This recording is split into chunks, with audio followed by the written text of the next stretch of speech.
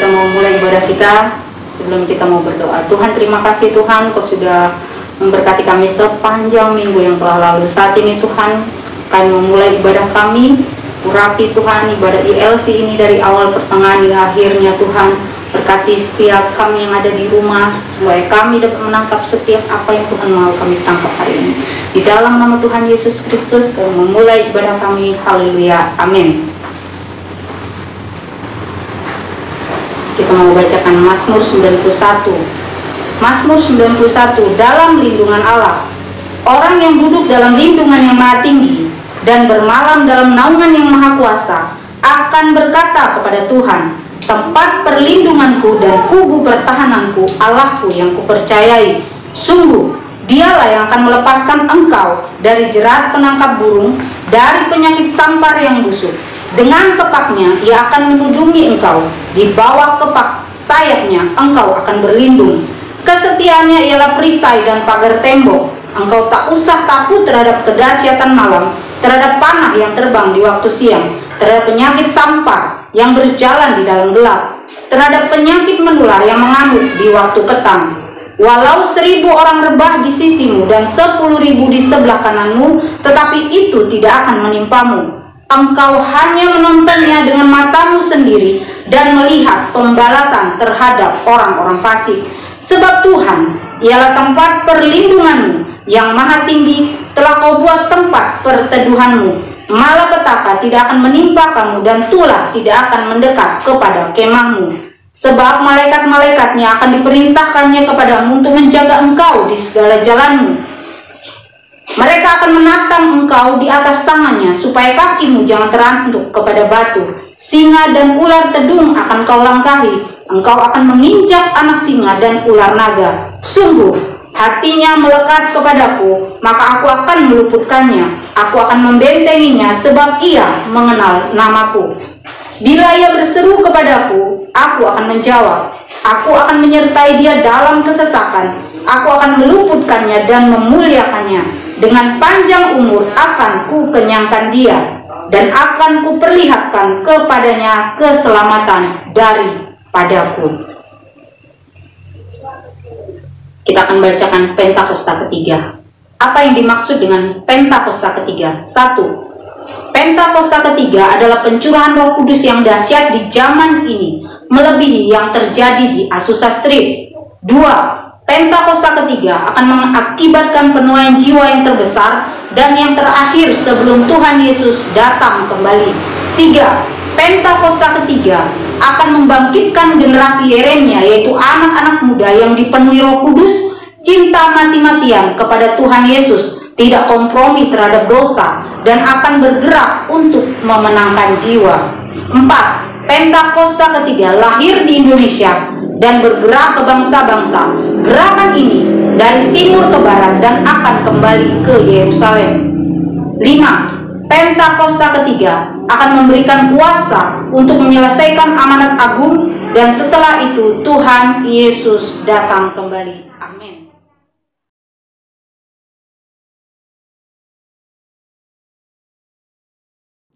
Shalom saudara, saya percaya hari ini kita semua tetap bersuka cita di dalam kebaikan Tuhan. Pesan Tuhan yang menjadi tema di tahun 2021 menegaskan bahwa tahun ini adalah tahun integritas. Hal ini berarti kunci kemenangan di tahun ini terletak dari integritas seorang Kristiani dalam segala aspek kehidupannya. Oleh karena itu, dalam edisi Voice of Pentecost kali ini, saya akan membahas tentang berintegritas di tengah krisis hidup. Saudara, di hari-hari ini, ujian integritas sedang terjadi bagi saudara dan saya. Contohnya, apakah kita tetap baik saat dalam tekanan, akan tetap loyal dalam keadaan kekurangan, atau justru berkompromi dengan dunia saat sakit, gagal, bahkan sampai saat miskin mendadak? Saudara, perlu kita ingat bahwa integritas adalah hasil pembentukan dan tidak otomatis bisa dimiliki seseorang. Pembentukan integritas membutuhkan ujian, proses, dan waktu. Di dalam Mazmur 1 ayat 1 berkata, "Berbahagialah orang yang tidak berjalan menurut nasihat orang fasik, yang tidak berdiri di jalan orang berdosa, dan yang tidak duduk dalam kumpulan pencemooh." Jadi, melalui ujian, seseorang bisa terbukti apakah ia ada di jalan yang benar atau tidak. Lalu, berapakah lama waktu dari proses pembentukan integritas? 30 hari, 3 bulan, atau 1 tahun? Yang pasti proses ini akan berbeda di setiap individunya. Orang yang dibentuk integritasnya memerlukan kekuatan spiritual, kejiwaan, dan fisik. Asupan ini diperlukan di awal proses, di tengah ujian, hingga akhirnya menjadi pemenang untuk berbuah. Untuk melewati proses pembentukan integritas, kita tentu perlu bertumbuh dan berakar di dalam firman Tuhan. Saudara, penting untuk kita memperhatikan akar dari kehidupan kita. Di dalam Mazmur 1 ayat 1, pemazmur menggambarkan hidup seseorang yang benar, yaitu orang yang tidak tergoda untuk berkompromi dengan nilai kefasikan, dosa, bahkan kumpulan pencemooh. Tentunya nilai ini dilakukan karena seseorang ini berakar di dalam firman Tuhan. Seseorang yang berakar di dalam Tuhan pasti memiliki kualitas integritas. Lalu, apa resep untuk memiliki kualitas integritas? Sesuai dengan Mazmur 1 ayat 2, kita harus menjadikan Taurat itu kesukaan dan merenungkan Taurat itu siang dan malam. Kata kesukaan dan merenungkan firman Tuhan menggambarkan hubungan yang dimiliki orang berintegritas dengan Tuhan. Mazmur 1 ayat 3 berkata, "Ia seperti pohon yang ditanam di tepi aliran air, yang menghasilkan buahnya pada musimnya dan yang tidak layu daunnya. Apa saja yang diperbuatnya berhasil." Untuk hidup, jelas sebuah pohon membutuhkan air. Namun, betapa beruntungnya pohon yang ditanam di tepi aliran air. Ia tidak membutuhkan waktu lama dan usaha besar untuk akarnya mencari air.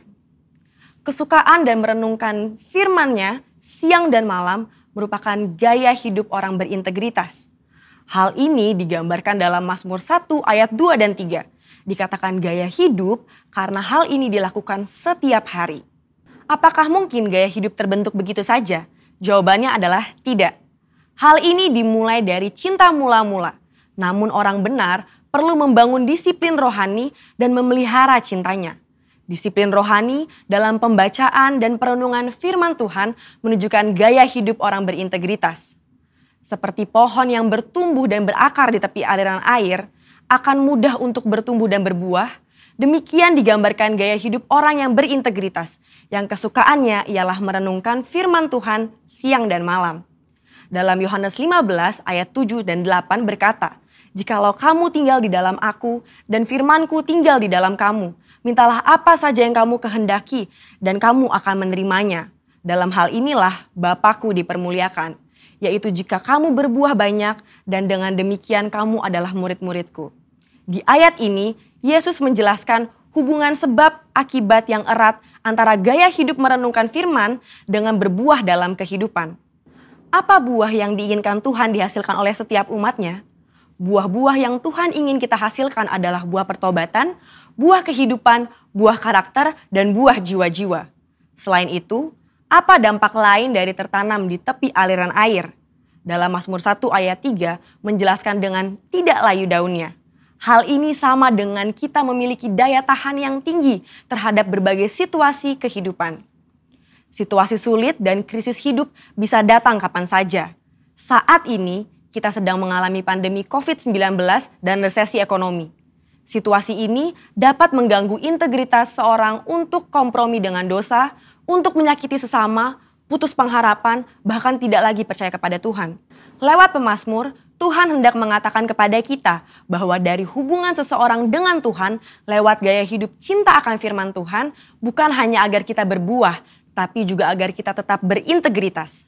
Di mata Tuhan, orang seperti ini dipandang dan dijanjikan apa saja yang ia perbuat berhasil. Saya percaya kita yang sudah mendengar ini akan semakin memperhatikan akar kita, perhatikan gaya hidup kita, dan perhatikan hubungan kita dengan firman Tuhan. Saudara, untuk penjelasan yang lebih lanjut dari tim teologi kami, silakan klik link yang ada di atas atau scan QR Code yang tersedia. Tuhan Yesus memberkati.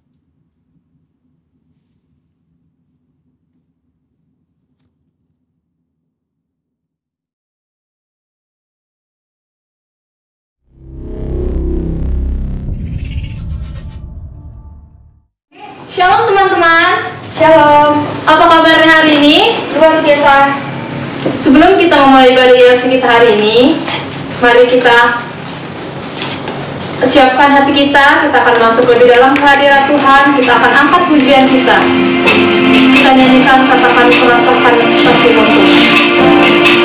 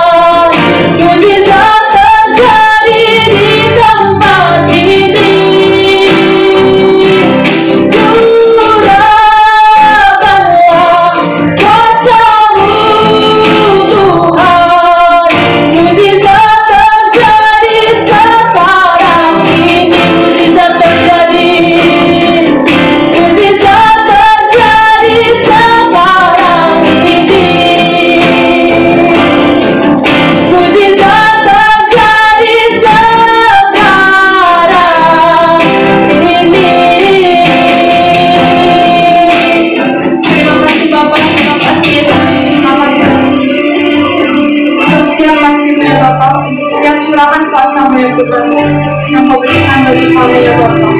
Terima kasih Tuhan, terima kasih Yesus, terima kasih Roh Kudus. Tuhan, inilah pujian penyembahan kami Bapa. Kiranya Tuhan berkenan di hadapan-Mu ya Bapa. Kami percaya Tuhan Kau melihat setiap isi hati kami Bapa, pribadi lepas pribadi ya Tuhan. Terima kasih Tuhan untuk kasih dan curahan-Mu ya Bapa. Tuhan, dan saat ini Bapa kami akan memuji dan bersorak-sorai memuliakan nama-Mu ya Tuhan. Kami percaya Bapa, pujian kami akan menyenangkan hati. Di dalam nama Tuhan Yesus Kristus, haleluya, amin. Mari teman-teman, kita angkat pujian kita akan mulai sorak-sorai. Mari kita katakan, meskipun musuh di depan.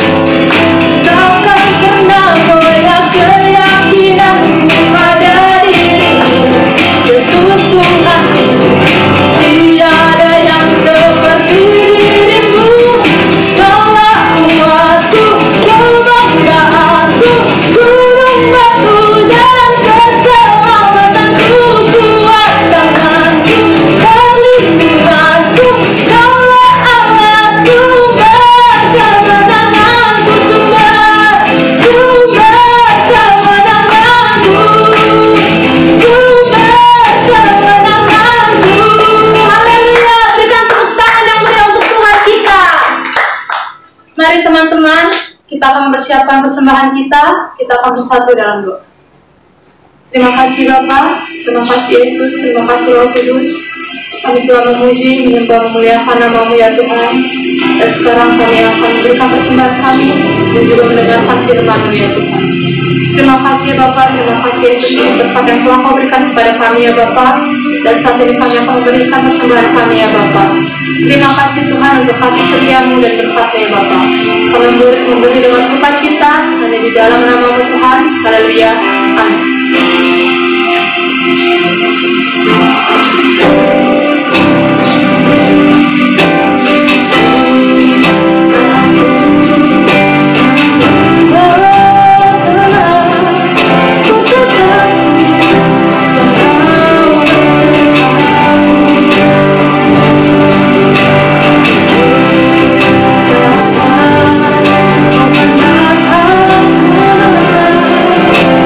Ku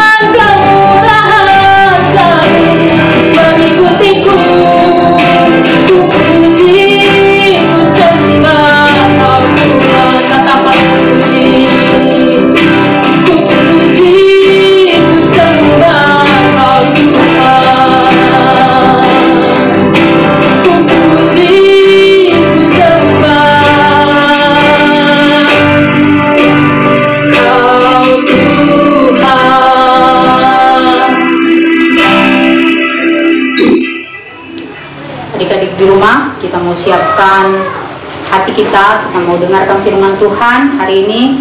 Mari kita bersatu dalam doa. Tuhan, terima kasih, kami sudah memuji dan menyembah-Mu Tuhan. Kami sudah menaikkan syukur kami kepadamu, sudah bersorak-sorai untuk memuliakan nama-Mu Tuhan. Saat ini Tuhan, kami siapkan hati kami untuk mendengarkan kebenaran firman-Mu. Biarlah Tuhan Kau mengurapi kami semua, Kau berikan kami hikmat pengertian, telinga seorang murid, sehingga kami dapat mengerti jalan-jalan-Mu Tuhan. Terima kasih Bapa, urapi hamba-Mu yang akan menyampaikan firman-Mu Tuhan. Allah Roh Kudus, Kau memimpin di dalam nama Tuhan Yesus Kristus. Haleluya, amin. Shalom. Hari ini Kak ini akan menyambung ya apa yang kita bahas beberapa minggu ini ya di kul kita, di kul GC. Kak Penny akan tambahkan nah tentang masa puberti ya, atau masa pubertas. Nah, atau masa remaja ya. Masa remaja adalah fase terbaik dalam hidup seseorang. Ada keceriaan, ada antusiasme, ada kegembiraan ya. Jadi masa remaja adalah, atau masa muda itu adalah masa-masa yang luar biasa Tuhan buat dalam hidup, dalam fase kehidupan manusia ya adik-adik ya. Nah, kalian anak-anak GC ya, usia 13 sampai 18 sampai 16, 18 ya, SMP, SMA ya, GC, youth ya. Nah, kemarin kalau di kul kita sudah banyak belajar ya bagaimana kita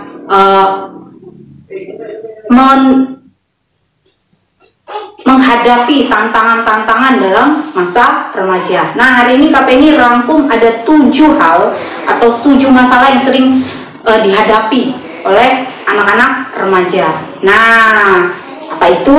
Yang pertama, Kak Penny baca, Kak Penny cari ya, karena Kak Penny kan sudah usia segini, sudah banyak lupa ya.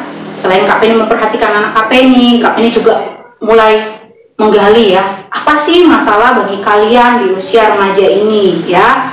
Salah satunya ada Kak Penny rangkum adalah masalah penampilan ya. Kenapa penampilan? Karena mungkin penampilan kalian berbeda dari waktu kalian SD sampai kalian SMP sekarang atau SMA ya.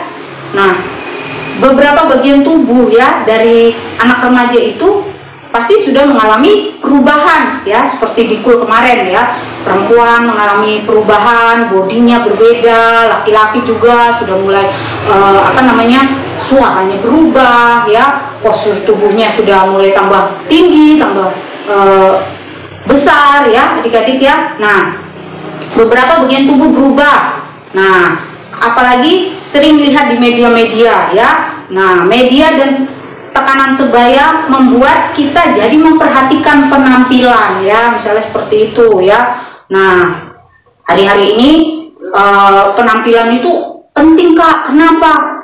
Oh, kalau kita pasti punya sosmed ya, punya sosial media, atau kita lihat-lihat di sosial media, di IG ya, wah, di TikTok ya, orang-orang itu berpenampilan menarik ya. Seringkali itu membuat satu tekanan ternyata di anak-anak remaja. Yuk kita buka ayatnya yuk, di dalam 1 Korintus pasal yang ke-6 ya. 1 Korintus pasalnya yang ke-6 ya, ayat 13b. Tetapi tubuh bukan untuk percabulan, melainkan untuk Tuhan, dan tubuh untuk Tuhan. Nah, ini ayat ini juga sudah kita bahas di minggu lalu ya. Nah, kita baca lagi juga di Amsal 20 ayat 29a. Hiasan orang muda ialah kekuatannya, dan keindahan orang tua ialah uban. Nah, jadi kalau tadi masa remaja itu adalah fase yang terbaik, masa dimana ada keceriaan, ada antusiasme ya, ada kegembiraan, ada semangat ya, ada begitu banyak hal baru ya.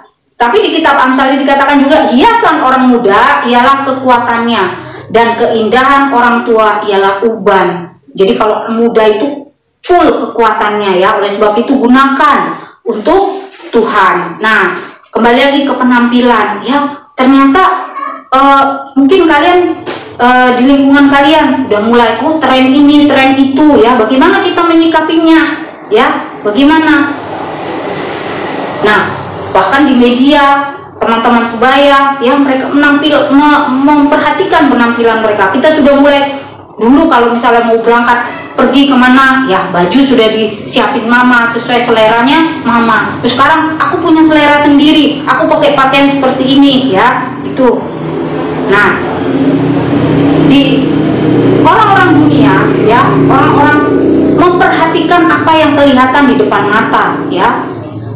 Mereka berusaha misalnya di media-media sosial mereka menampilkan sesuatu yang wow, dan itu ternyata juga menimbulkan tekanan bagi anak-anak remaja. Nah, bagaimana kita sebagai remaja Kristen menghadapinya? Hal-hal seperti itu di dalam 1 Korintus 6 ayat 13b ini katakan, tetapi tubuh bukan untuk percabulan melainkan untuk Tuhan, dan Tuhan untuk tubuh. Artinya tubuh kita itu ya untuk Tuhan, penampilan kita itu ya harus memuliakan nama Tuhan ya. Tidak ada istilahnya ya, kemarin waktu di di materi itu dikatakan menghargai. Kalau kita mau dihargai, kita juga harus menghargai diri kita sendiri. Cara kita berpenampilan, cara kita berpakaian ya, tidak boleh sembarangan. Ada etikanya sebagai anak-anak Tuhan ya. Lalu kita harus mengambil gaya yang sesuai dengan yang nyaman untuk kita, yang tidak bertentangan dengan firman Tuhan ya. Misalnya perempuan, jangan berpakaian yang mini-mini ya. Kita supaya apa? Saat kita menghargai diri kita sendiri, orang lain juga akan menghargai kita. Lalu tantangan apa lagi nih Kak? Adik-adik, ternyata di pendidikan ya, seringkali di sekolah ya, kita juga mengalami tantangan ya. Misalnya nilainya harus bagaimana? Dulu mungkin waktu masih SD, nilainya jelek biasa aja ya, nggak terlalu pusing. Sekarang jadi malu ya, karena remaja itu sudah mulai pencarian jati diri itu udah mulai malu kalau salah, malu kalau jelek ya seperti itu. Nah, jadi bahwa penting ya, memang nilai itu penting ya. Di pendidikan kita nilai bagus itu penting, tapi yang paling penting adalah bahwa kita harus tahu bahwa setiap manusia, setiap anak-anak itu berbeda ya. Mungkin yang temanmu jago misalnya di bidang A ya, temen satu lagi jago di bidang B, bidang C, terus aku jagonya apa Kak, aku bisanya apa ya kan. Nah, kita harus melihat kembali bahwa Tuhan memberikan kita talenta yang berbeda-beda ya, nilai tinggi, nilai tinggi, tetapi meskipun aku udah berusaha nih sekuat tenaga, tapi aku nggak bisa mencapai maksimal seperti temanku. Jangan pernah bandingkan diri kita dengan orang lain. Nah, Amsal 16 ayat 3, serahkanlah perbuatanmu kepada Tuhan, maka terlaksanalah ya segala rencanamu. Jadi dalam pendidikan kita juga ya, dalam nilai-nilai kita juga harus ngandelin Tuhan ya, harus andalkan Tuhan ya, minta hikmat sama Tuhan ya. KPNI udah sering tuh kalau kesaksian ke anak-anak GC, bagaimana dulu waktu KPNI di usia remaja, usia SMA, bagaimana Tuhan mulai memulihkan nilai-nilai KPNI yang kurang baik menjadi baik ya, dengan cara yang menurut KPNI ajaib ya. Jadi kenapa? Karena KPNI sudah mulai mengandalkan Tuhan. Serahkanlah perbuatanmu kepada Tuhan, maka terlaksanalah segala rencanamu. Jadi dalam pendidikan juga, apapun tekanan yang kamu alami, ingat, kita harus menyerahkan semua rencana kita ke Tuhan, semua pendidikan kita ke Tuhan, semua kelemahan kita dalam pendidikan ke Tuhan. Tuhan pasti akan tolong ya. Jadi jangan pernah jadi insecure ya, atau nggak percaya diri, aku nggak bisa ya, jangan. Karena Tuhan menciptakan kita itu istimewa ya. Dan Tuhan mengajar kita di Amsal 16 ayat 3 ini, bagaimana kita menyikapi tantangan dalam pendidikan itu, menyerahkan semua ke rencana segala perbuatan kita kepada Tuhan. Dalam Amsal 9 ayat 10 katakan apa?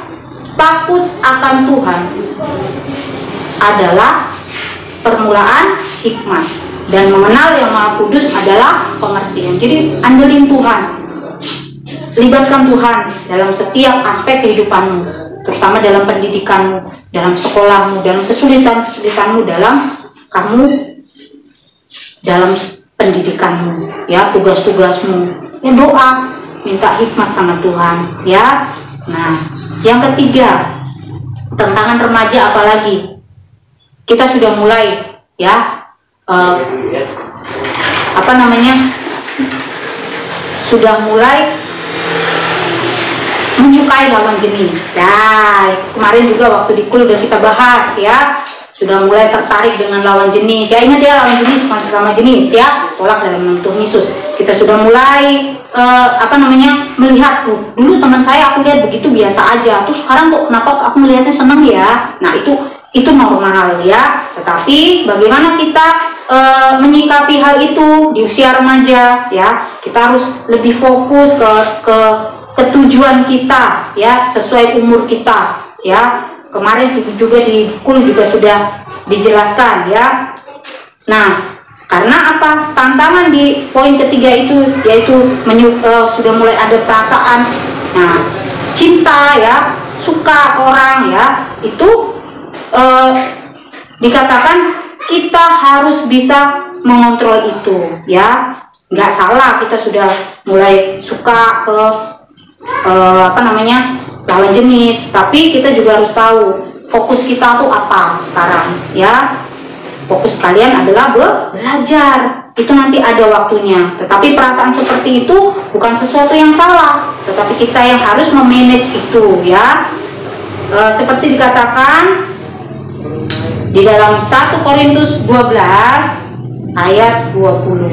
Yuk kita baca yuk, ya. 1 Korintus pasalnya yang ke-12 ayatnya yang ke-20, ya. Yang di rumah dibuka.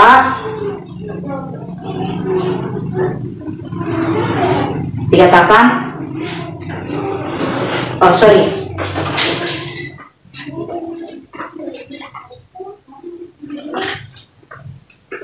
ayat 23. Dan kepada anggota-anggota tubuh yang menurut pemandangan dia terhormat, kita berikan penghormatan khusus, dan terhadap anggota-anggota kita yang tidak elok kita berikan perhatian khusus. Artinya kita juga kita baca lagi di 1 Korintus 6 ayat 18, jauhkanlah dirimu dari percabulan. Jadi waktu kita sudah mulai menyukai lawan jenis kita sudah mulai memperhatikan bentuk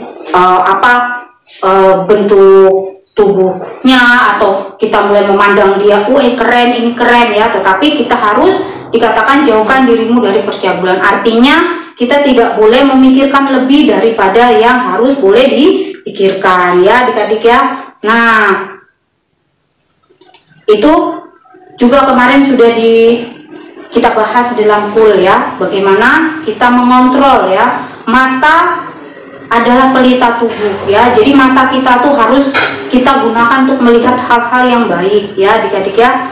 Nah, 1 Korintus 6 ayat 18 dikatakan jauhkanlah dirimu dari percabulan. Jadi seringkali, ya, di tontonan-tontonan, di film-film kita suka menonton, ya, filmnya ratingnya 13+, tetapi isinya 21+. Nah, kita juga harus bisa mengendalikan diri kita. Kita harus tahu mana yang boleh kita lihat dan tidak boleh kita lihat, ya.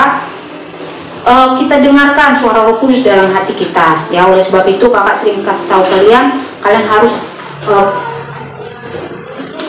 membuat hubungan pribadi kalian dengan Tuhan itu, dengan Roh Kudus itu akrab, ya. Kalian harus belajar ngobrol sama Roh Kudus, sama Tuhan lewat doa-doa kalian, lewat saat teduh kalian, sehingga kalian tidak gampang, ya, disesatkan oleh dunia ini. Nah, yang keempat, tantangan remaja apalagi? Bullying, ya. Ternyata beberapa waktu yang lalu KP ini juga pernah nanyain anak-anak, pernah nggak kalian ngalamin bullying? Ternyata pernah. Apa itu bullying? Bullying itu, ya, adalah sesuatu kekerasan yang dilakukan verbal, ya. Misalnya bully itu memakai kekuatan atau kekerasan untuk mengintimidasi dan melecehkan orang lain. Di Amsal 13 ayat 1, siapa mencintai didikan, mencintai pengetahuan, tetapi siapa membenci teguran adalah dungu. Jadi kita tuh harus jadi anak-anak yang tidak suka ya membuli orang lain ya. Dan terus Kak, kalau misalnya kita ngalamin dibully gimana ya? Hal yang harus kalian lakukan adalah kalian harus mengkomunikasikannya itu ke orang tua kalian ya, ke orang-orang terdekat kalian. Jangan diam aja ya, karena dampak bullying itu sangat tidak baik ya adik-adik ya. Banyak anak-anak karena dibully jadi tidak percaya diri ya, jadi takut, jadi penakut ya. Tetapi kalau kalian ketemu dibully gimana Kak ya, kalian lapor ke, misalnya kalau di sekolah kejadiannya, bilang ke gurunya. Kalau di lingkungan rumah, cerita juga ke mama papanya ya. Di sekolah juga cerita ke mama papanya. Jadi kalian, meskipun kalian di usia remaja ini, seringkali kalian sudah mulai menarik diri dari, misalnya dulu masih suka duduk-duduk sama orang tua, masih suka gelendot-gelendot. Pas sudah usia kalian sudah mulai masuk kamar, diem ya kan, nggak begitu mau deket-deket lagi ya kan sama mama papa. Jangan, kalian harus tetap komunikasi kalian baik. Jadi apapun yang kalian alami, cerita ke orang yang lebih dewasa, termasuk bullying ini, supaya tidak menjadi sesuatu yang merusak dalam hidup kita ya adik-adik ya. Nah, jadi remaja harus bisa mengelola emosi dengan baik ya. Kenapa? Dalam Matius 5 ayat 22, tetapi aku berkata kepadamu, setiap orang yang marah terhadap saudaranya harus dihukum. Jadi kita tuh harus bisa mengendalikan rasa marah kita ya. Seringkali anak-anak remaja itu ya, remaja laki-laki, remaja perempuan sama aja ya, sudah mulai susah untuk memanage yang namanya emosi ya. Nah jadi itu adalah masalah-masalah yang dihadapi oleh remaja ya, yang KPNI baca dan KPNI perhatikan. Nah, jadi yang kelima, apalagi persahabatan, pertemanan ya. Kalian pasti udah usia remaja pengen punya teman banyak ya, pengen kumpul ngobrol sama teman-teman. Ada banyak hal di kepala kalian yang ingin kalian ceritakan kepada teman-teman kalian ya. Baik itu cerita senang, apalagi anak-anak remaja, wah lagi seneng-seneng ngumpul, ketawa-ketawa, ngebahas segala sesuatu, games kah, film kah, hobi baru kah ya. Nah, tetapi ternyata pergaulan itu juga kita harus tahu mana yang boleh, mana yang membangun dan yang tidak. Jadi remaja itu harus bisa menempatkan dirinya, membawa dirinya dalam pergaulan yang baik. Itu remaja Kristen ya. Dalam 1 Korintus 15 ayat 33 dikatakan, janganlah kamu sesat, pergaulan yang buruk merusakkan kebiasaan yang baik.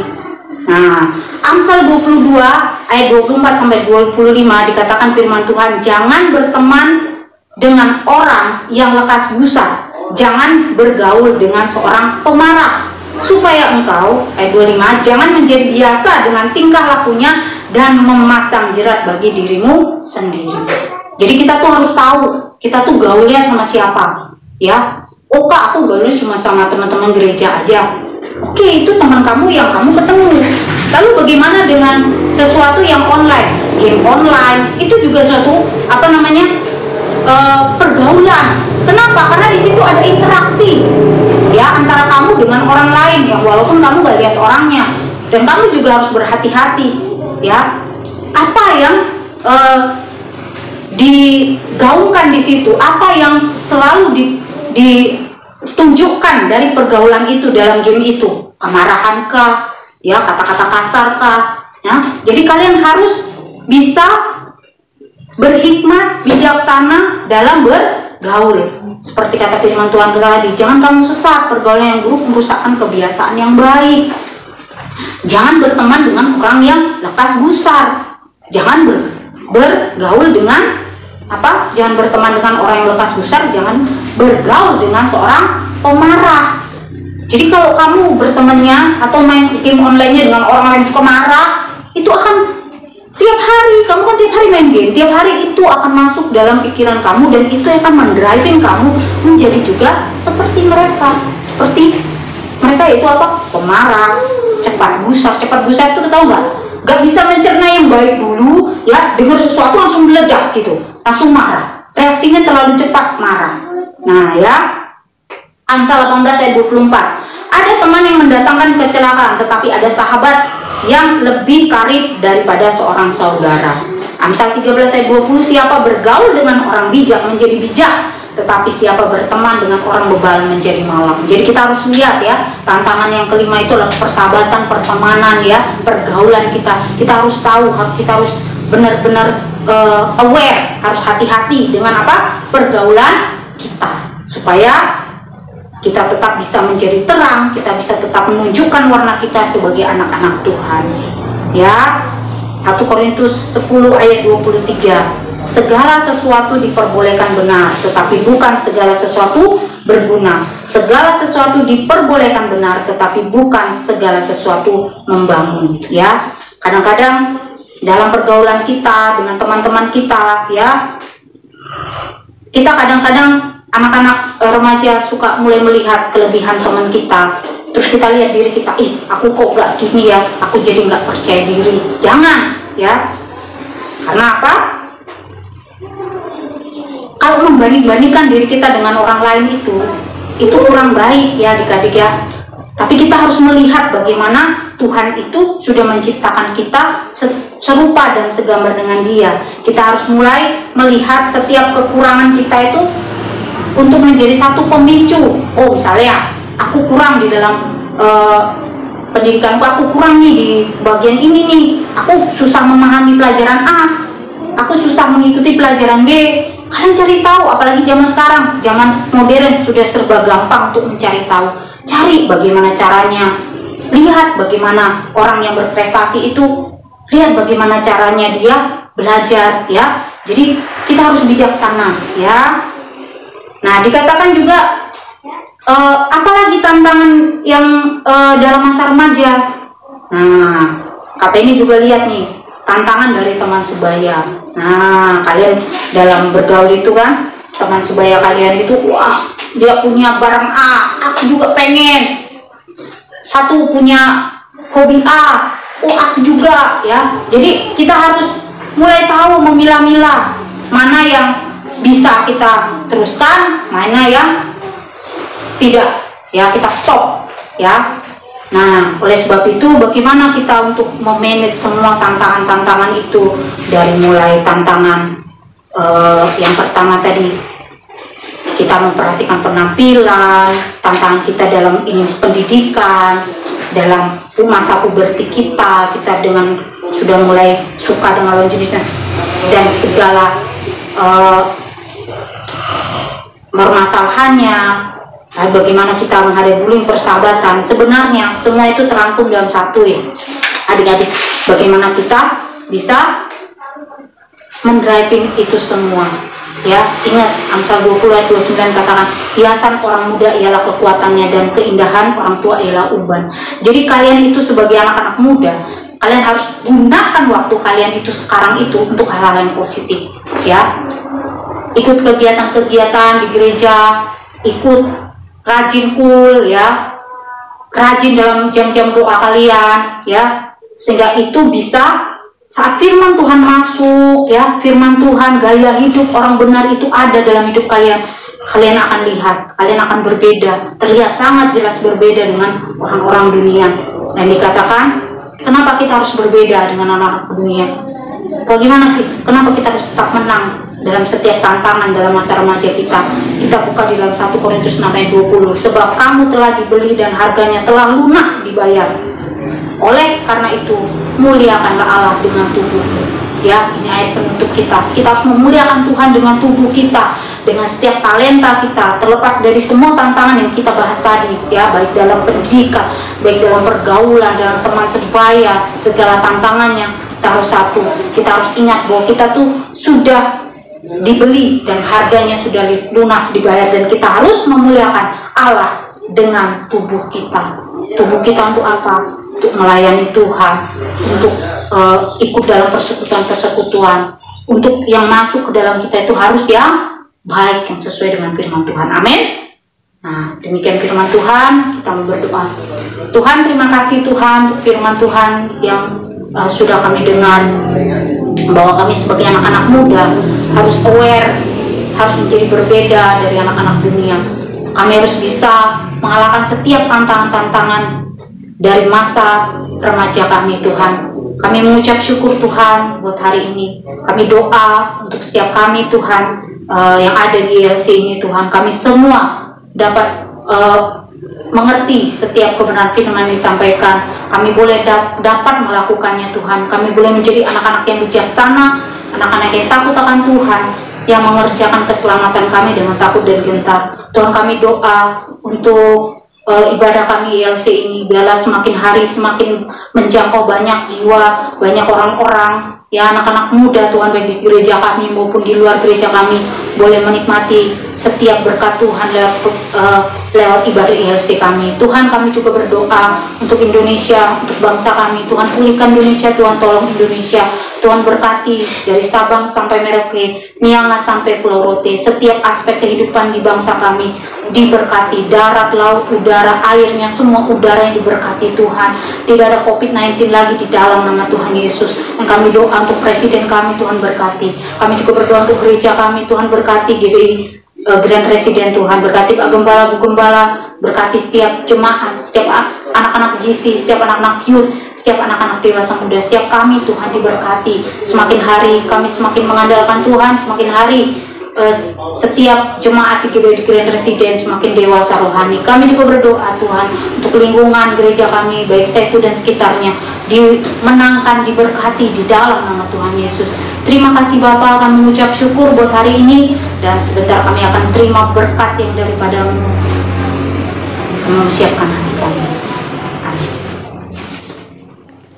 Ya, sebelum kita akhiri ibadah online kita, mari buka hati, angkat tangan, dan terimalah berkat Tuhan. Anugerah yang berlimpah-limpah dari Bapa di sorga dalam putranya Yesus Kristus Tuhan, persekutuan yang manis dengan Roh Kudus yang senantiasa menyertai, membimbing, memberkati sampai Maranatha, Tuhan Yesus datang kembali. Mulai hari ini turun atas saudara semua, dan Tuhan senantiasa menyertai kita. Kita yang berterima berkat dan percaya sama-sama katakan amin.